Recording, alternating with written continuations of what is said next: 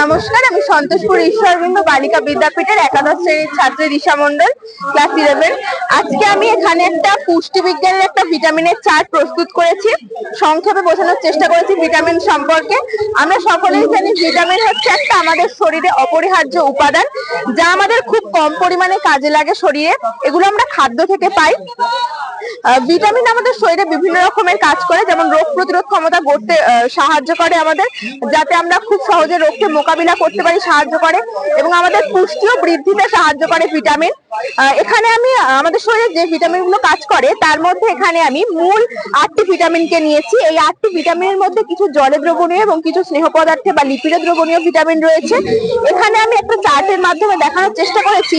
এখানে কালারের সঙ্গে কালার মেলালে আমরা বুঝতে পারবো এটা ভিটামিনটির নাম, এটা তার কিছু উৎস, এবং এটা এইগুলো হচ্ছে তার অভাবজনিত কিছু রোগ। অর্থাৎ এই ভিটামিনটি যদি আমরা ঠিকভাবে না গ্রহণ করি তাহলে আমাদের এই নিম্নে দেওয়া রোগগুলি হবে। এছাড়াও ভিটামিন এ অনেক উৎস আছে, কিন্তু এখানে কিছু জায়গার অভাবের কারণে এখানে কম উৎস দেওয়া হয়েছে। এছাড়াও অনেকগুলো রোগ হয়, কিন্তু এখানে কম করে দেখানো হয়েছে। প্রথমে রয়েছে আমাদের ভিটামিন এ। ভিটামিন এর আমরা জানি কেমিক্যাল নাম হচ্ছে রেটিনল। রেটিনল আমাদের কিসে পাওয়া যায়? আমরা বিভিন্ন সবুজ এবং হলুদ বর্ণের বিভিন্ন শাকসবজি, ফলমূল থেকে পেতে পারি। যেমন ধরুন গাজর, কমলা লেবু, তারপর পাকা পেঁপে, কুমড়ো, বিভিন্ন ধরনের শাকসবজি, তৈলাক্ত মাছ থেকে আমরা ভিটামিন এ পাই। ভিটামিন এর অভাবে আমাদের যে রোগটা হয় সেটা হচ্ছে বিভিন্ন চোখের রোগ, বিশেষত জেরপ্থ্যালমিয়া, বিটর স্পট, কেরাটোম্যালেশিয়া ইত্যাদি।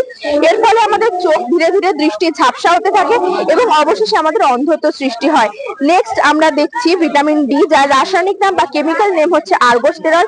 আর্গোস্টেরল আমাদের সবুজ শাকসবজিতে পাওয়া যায়। এছাড়াও দুধ, ডিম, মাছ, মাংসে, দুগ্ধজাত বিভিন্ন প্রোডাক্টে ভিটামিন ডি পাই। ভিটামিন ডি আমাদের হাড় শক্ত করতে সাহায্য করে, দেহে ক্যালসিয়ামের শোষণের মাত্রা বাড়াতে সাহায্য করে। ভিটামিন ডি আমাদের যদি শরীরে অভাব হয়, অর্থাৎ ভিটামিন ডি জনিত খাদ্য আমরা যদি না খাই, তাহলে আমাদের অস্টিওম্যালেশিয়া, অস্টিওপোরোসিস রোগ হবে প্রাপ্তবয়স্ক এবং বয়স্কদের ক্ষেত্রে। এবং শিশুদের ক্ষেত্রে যে রোগটা দেখা যাবে সেটা হচ্ছে রিকেট।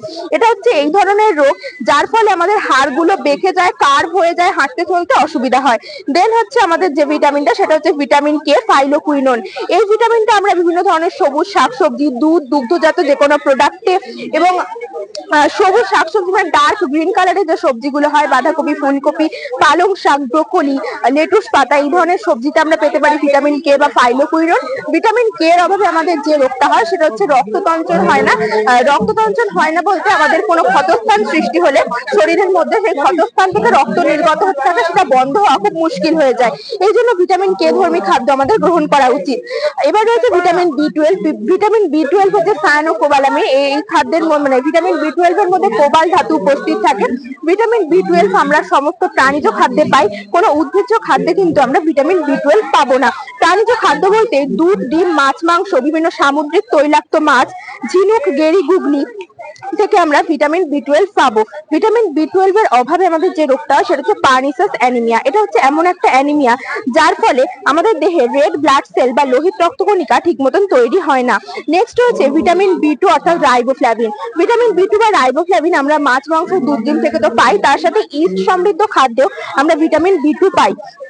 ভিটামিন বি2 আমাদের হৃদরোগ প্রতিরোধ করতে সাহায্য করে। আমাদের হার্টের যে রোগগুলো হয় সেগুলো প্রতিহত করতে ভিটামিন বি2 সাহায্য করে।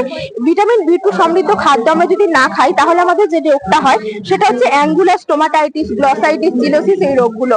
এটা হচ্ছে প্রধানত জিভ ও ঠোঁটের রোগ। ঠোঁটের দুকোণে ঘা হয়, জিভ ফুলে যায়, ঠোঁট ফুলে যায়, লাল বর্ণ ধারণ করে এবং জ্বালা পোড়া সৃষ্টি হয়।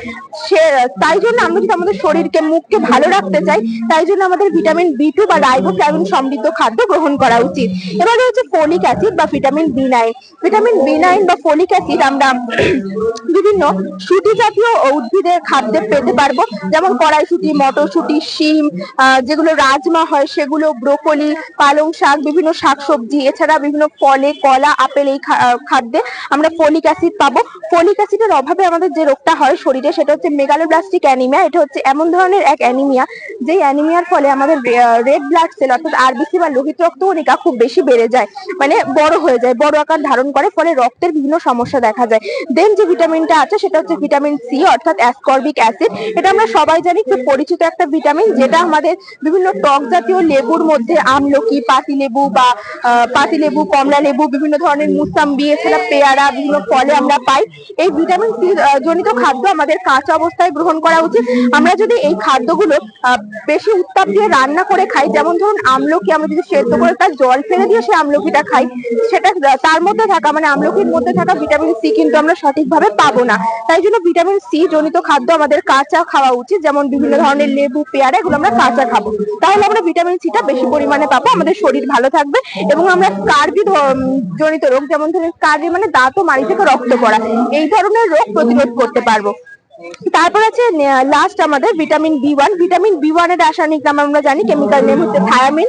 থায়ামিন আমাদের কিসে কিসে থাকে? ব্রাউন ব্রেড, নর্মাল ব্রেড এবং মোটা চাল, লাল আটা, এছাড়াও বাদাম, ঝিনুক এবং চুনো মাছে থাকে হচ্ছে ভিটামিন বি1। ভিটামিন বি1 এর অভাবে আমাদের যে রোগটা হয় শরীরে, সেটা হচ্ছে বেরি রোগ। বিভিন্ন প্রকার বেরি রোগ দেখা যায়। বেরি রোগটা হচ্ছে এমন একটা রোগ যার ফলে আমাদের হাত ও পায়ের নিচে জল জমে, অর্থাৎ শোথ রোগটি দেখা যায়, অর্থাৎ আমাদের চলতে অসুবিধা হয়, আমরা ঝিমিয়ে পড়ি, রোগ প্রতিরোধ ক্ষমতা কমে যায়।